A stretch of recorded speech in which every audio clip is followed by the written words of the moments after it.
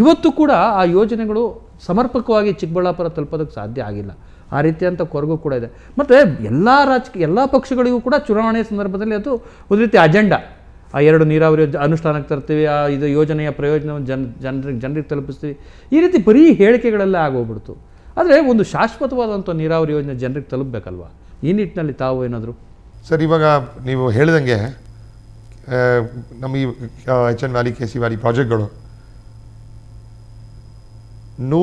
Almost 120 ಕೆರೆಗಳನ್ನ ತುಂಬಿದವಾಗಲೇ as we speak.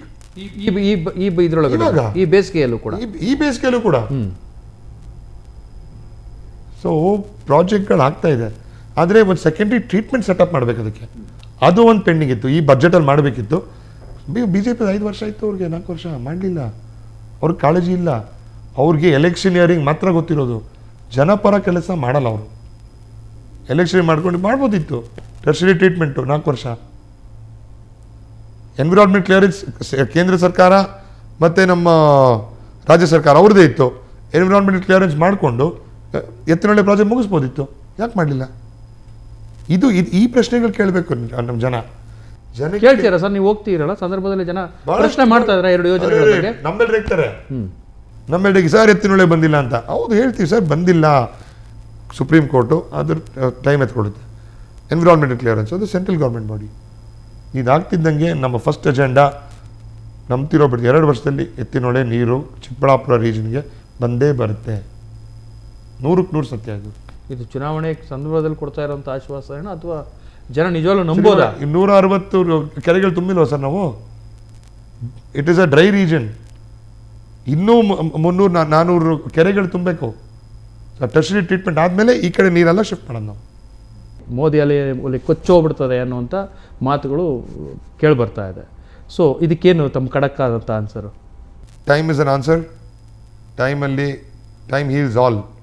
So 26ನೇ ತಾರೀಕು ನಮ್ಮೆಲ್ಲ ಮತ ಬಾಂಧವರಿಗೆ ಕಳಕಳಿಯ ಮನವಿ, ಯುವಕರಿಗೆ ಒಂದು ಅವಕಾಶ, ನಿಮ್ಮ ರಕ್ಷಾರಾಮಯ್ಯಗೆ ಒಂದು ಅವಕಾಶ, ನಿಮ್ಮ ಸೇವೆಗೆ ಒಂದು ಅವಕಾಶ. ಏನು ಕೊಡ್ಬೇಕಂತ ಹೇಳ್ತೀರಿ ಸರ್? ರಕ್ಷಾರಾಮಯ್ಯರವ್ರನ್ನ ಯಾಕೆ ಜನ ಆಯ್ಕೆ ಮಾಡಬೇಕು ಅನ್ನೋಂಥ? ಇವಾಗ 10 ವರ್ಷ ಅವರು ಕೊಟ್ಟು ನೀವು ಸ್ಕ್ಯಾಮ್ಗಳು ನೋಡಿದ್ದೀರಾ.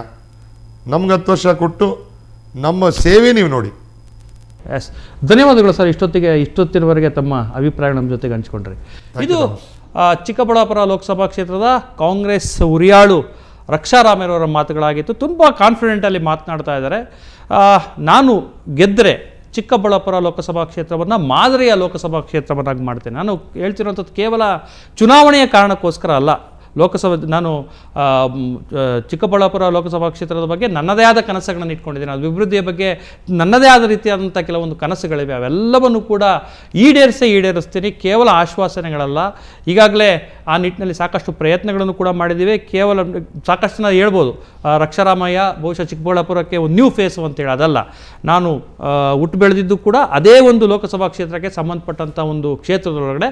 ಆ ನಂತರದಲ್ಲಿ ನಾನು ಸಾಕಷ್ಟು ಕೆಲಸಗಳನ್ನು ಮಾಡಿದ್ದೀನಿ. ನನ್ನ ಸಂಸ್ಥೆಯ ಮೂಲಕ MS ರಾಮಯ್ಯ ವಿದ್ಯಾಸಂಸ್ಥೆ ಮತ್ತು ಆರೋಗ್ಯ ಸಂಸ್ಥೆಯ ಮೂಲಕವೂ ಕೂಡ ಕೋಲಾರ ಮತ್ತು ಚಿಕ್ಕಬಳ್ಳಾಪುರ ಭಾಗದಲ್ಲಿ ಸಾಕಷ್ಟು ಸೇವೆ ಕೂಡ ಇದಾಗೋದಕ್ಕೂ ಕೂಡ ಕಾರಣ ಆಗಿದೆ.